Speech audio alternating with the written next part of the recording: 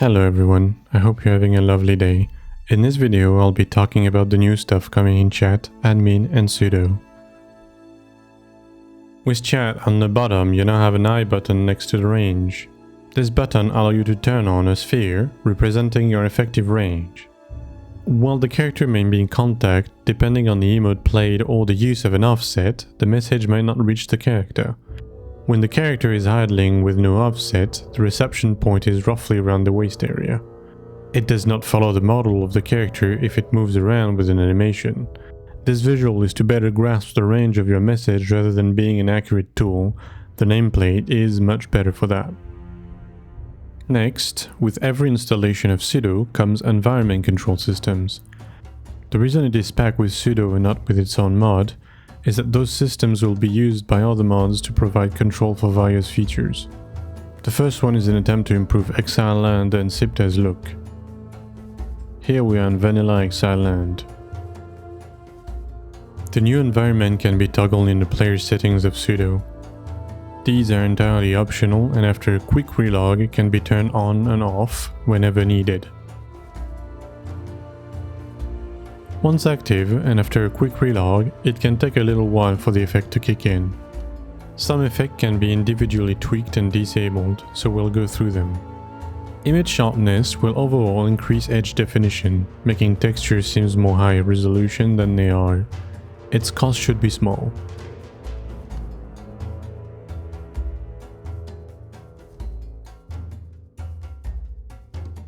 Color grading offers increased contrast in different saturation balances. This is really opinion based on what I find look best, but yours might differ. If you use reshade for example, you might want to turn off this particular effect. Its cost should be negligible. Film grain is best displayed when turning it all the way up when it's usually not desirable, unless you're playing a game like Silent Hill, but at low level it can help reduce bending artifacts. The ambient light multiplier can help make the shades pop more if you wish to play a darker game.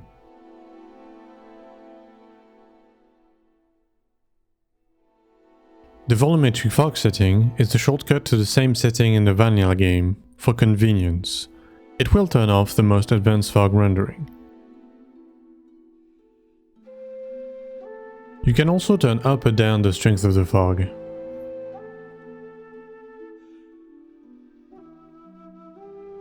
Depth height is a simple imitation of atmospheric haze, making background scenes slightly blurry, but without affecting the sky.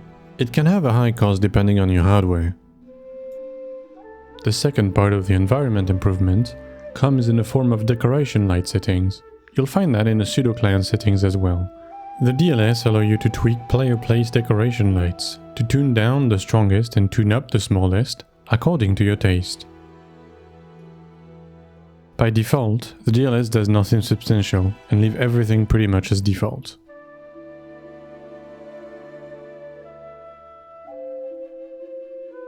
But by inputting a few values, you can change the look of a player lighting substantially. Here, I'm increasing the brightness of the dimmer lights, such as the vanilla candles, and decrease the brighter ones, like the vanilla standing torch.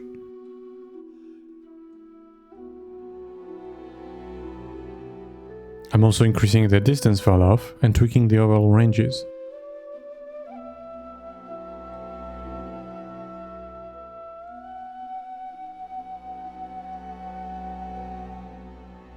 With these settings, it can change the look of certain lighting conditions to better suit your tastes. Here's the vanilla setting from bird view.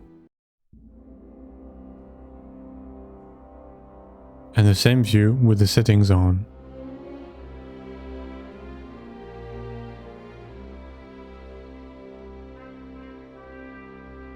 With the addition of these improvements, come nodes to offer some control over it.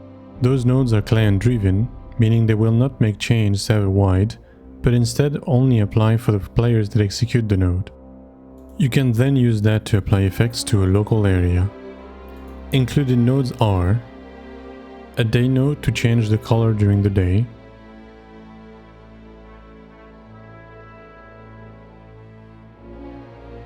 a night node to change the one during the night,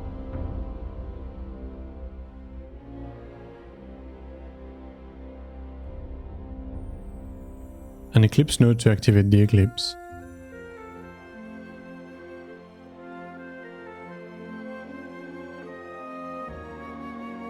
and a force time client changing and freezing the time for just that player.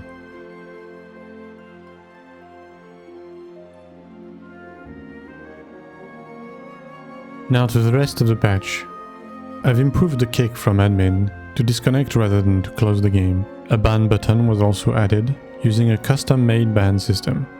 Using this ban system will not prevent the person from logging to your server, but will automatically kick them out as soon as possible. On the other hand, it does not require a reboot or server admin rights. All the admin tools have been changed to be edited with a single identical button located on the action wheel. This is to remove inconsistencies between one tool to another. The filtering experience to look for scripting nodes has been improved. And finally, a panel on nodes have been added to add recipes to the player.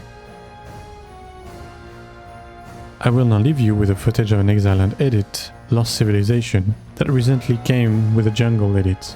You can find the link of the mod in the description. I hope you enjoyed the new content, and thank you for watching.